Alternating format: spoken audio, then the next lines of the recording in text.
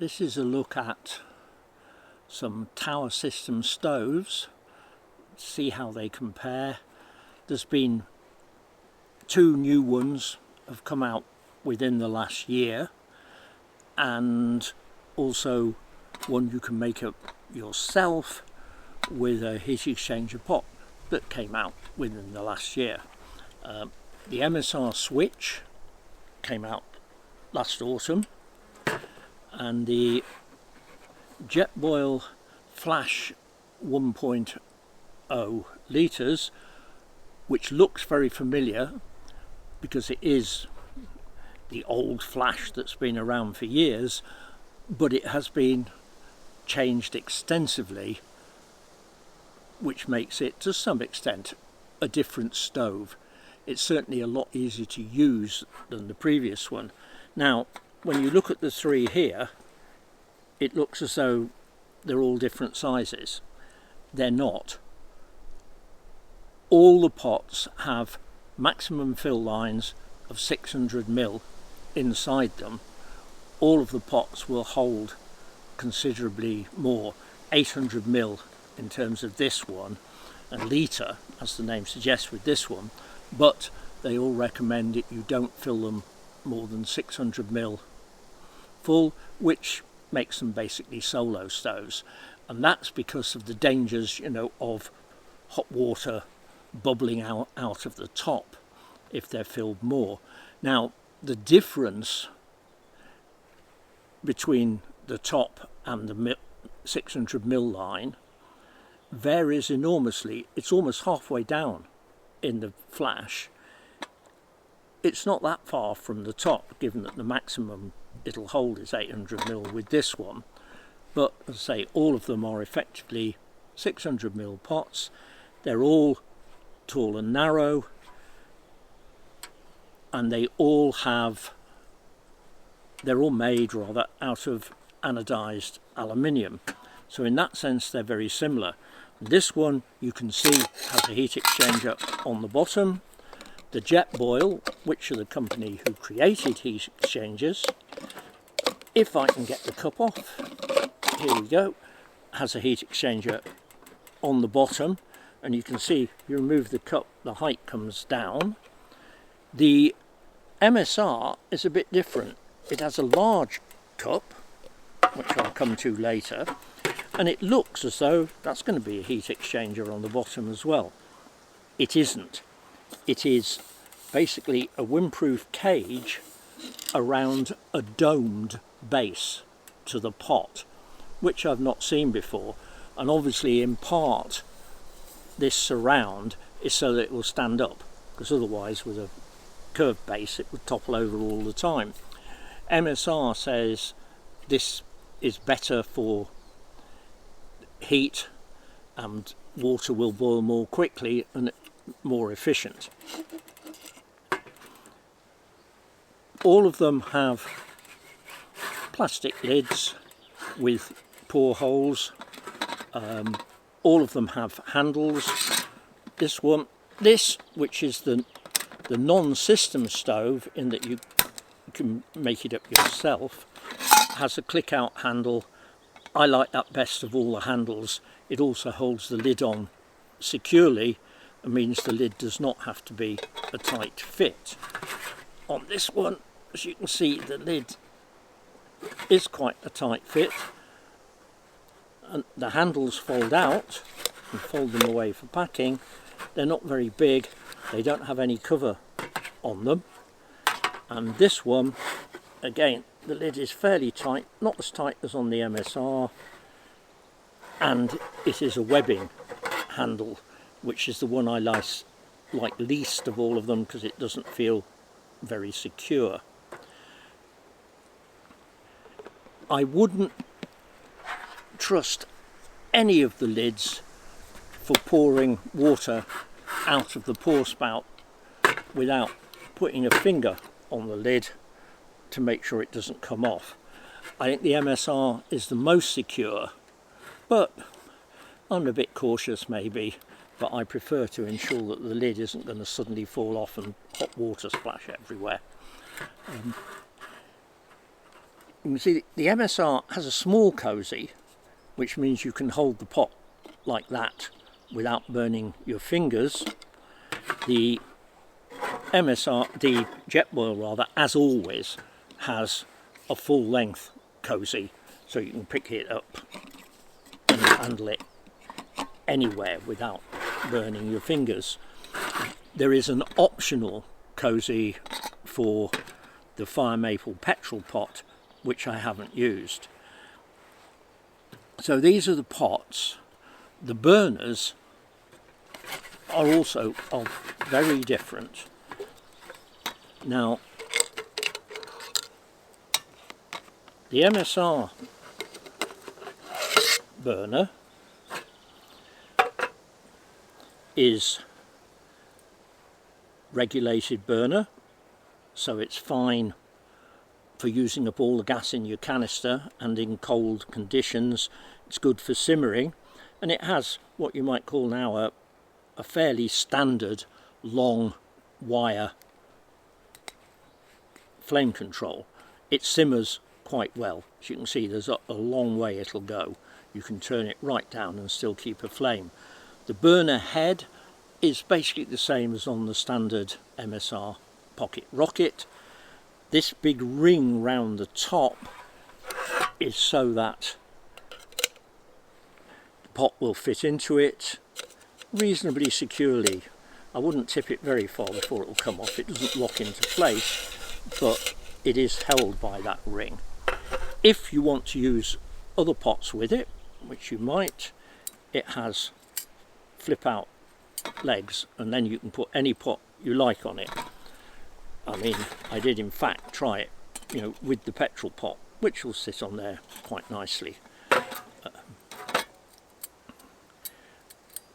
There is also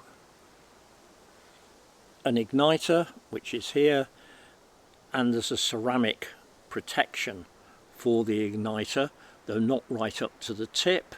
So far it hasn't broken, but I always carry a fire steel and a lighter just in case, because I've broken too many igniters in the past. As you can see, because of that ring, it's not particularly compact. However, it will fit fine either way up inside the pot. Now, the Jetboil design has been completely changed, and these are the big innovations with the new version. It's got this grip round it so you can hold it without burning your fingers. The self-igniter has ceramic almost to the very tip to protect it, and the biggest change is there is now a twist and click, so the igniter and the flame control are the same, and you just turn this and it lights the gas and clicks. That is easy to use and very simple. As you can see, it's right underneath the burner. This is not designed as a stove where you're going to simmer. Jetboil states on the packaging that this is for boiling water only. So once you've turned it on, you're going to leave it on until you finish with it, and then you can take the pot off and then close the flame down. As in previous Jetboils, but there are now more points of contact, the pot clicks on. That is very secure. The pot is not going to fall off the stove. Everything's going to fall out of it like that, but it's not going to fall off. Jetboil still has, the thermo whatever it is on the side that glows red when the water's boiling. I've always thought that was a bit of a gimmick. I mean, it's the steam coming out the top that tells you what's happening, but it's there, and it can look pretty in photographs. Now, the Petrel doesn't come with a stove, though you can get it with a fire maple stove as a kit. I don't have a fire maple stove. I've been using it with the Soto Windmaster with the Treiflex, which you have to buy now as an extra. But the Treiflex fits easily onto the burner. You've got a self-igniter, and again a standard, you know, wire handle. It's very good for simmering. It's regulated like the MSR. This one, the Jetboil, is not regulated, and of course isn't designed for simmering anyway.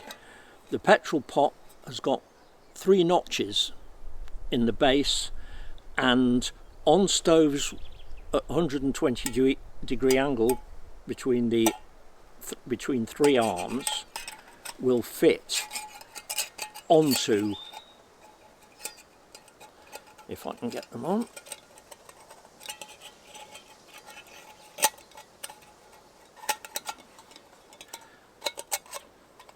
onto the arms, and that is reasonably secure. As you can see, it's more secure than the MSR, not quite as secure as the Jetboil, but at any angle where you're not spilling your dinner, this is not going to tip over.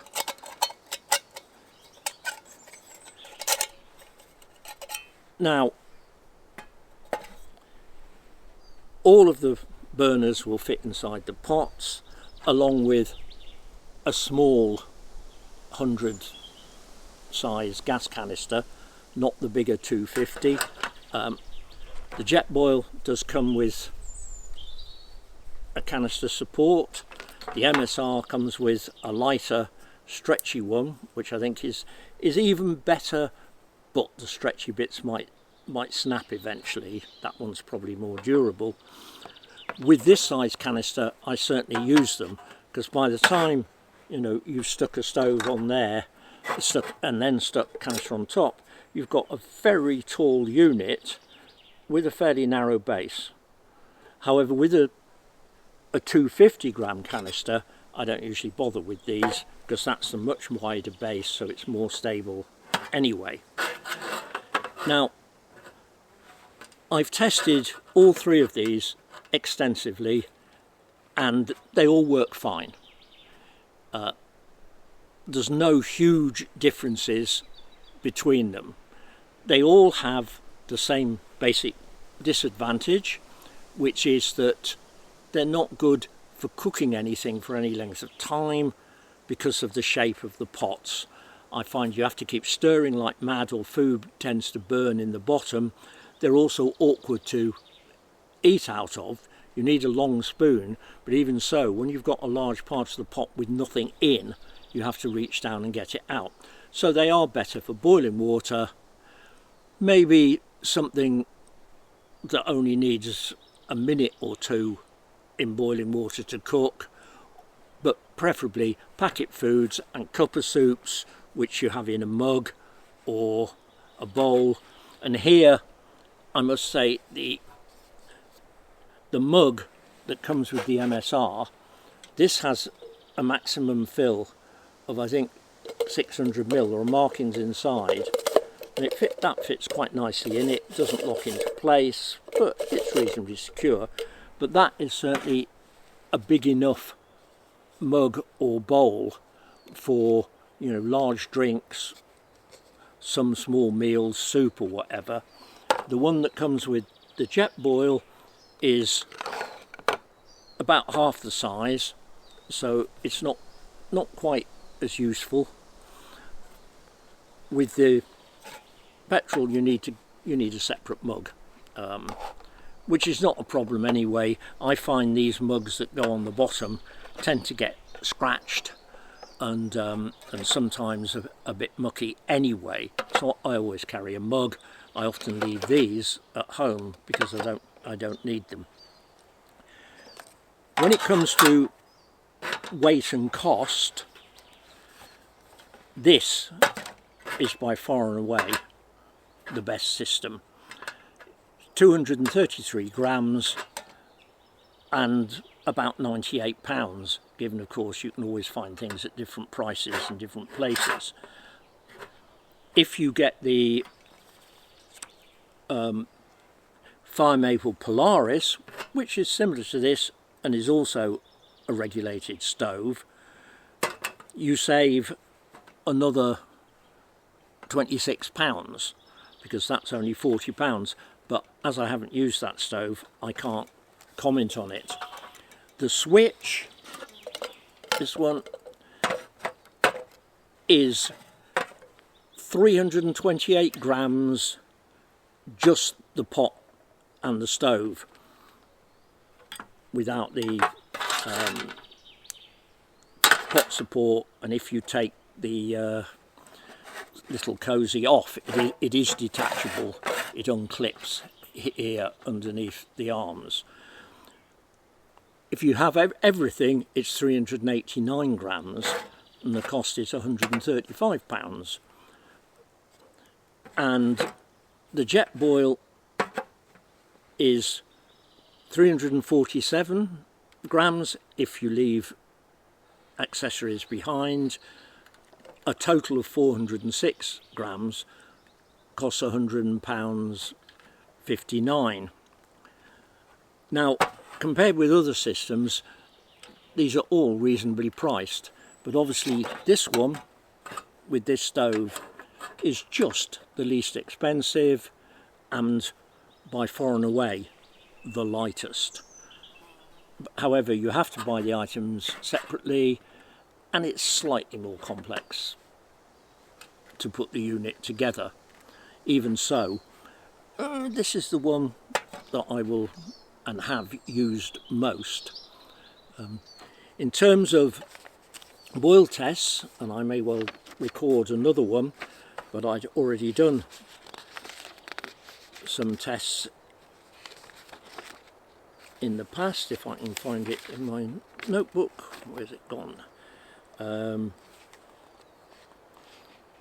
What I can say while I look for it is most definitely, whilst this boils quite fast and doesn't use as much gas as an ordinary plain bottomed pot on a stove does, it's not as fuel efficient as either of these. The heat exchanger is better than this rounded base system, and I think that is actually more significant than boil time.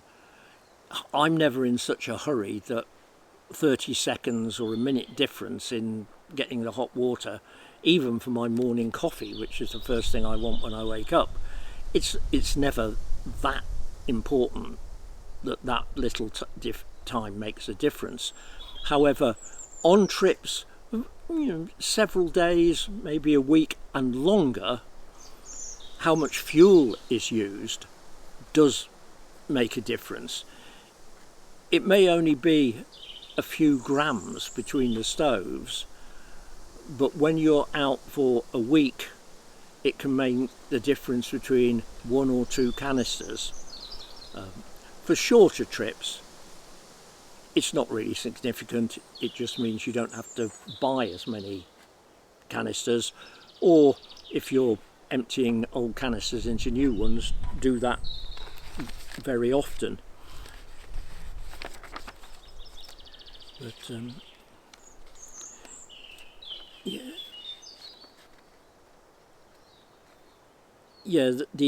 in my tests, boiling 500 ml of water in each one,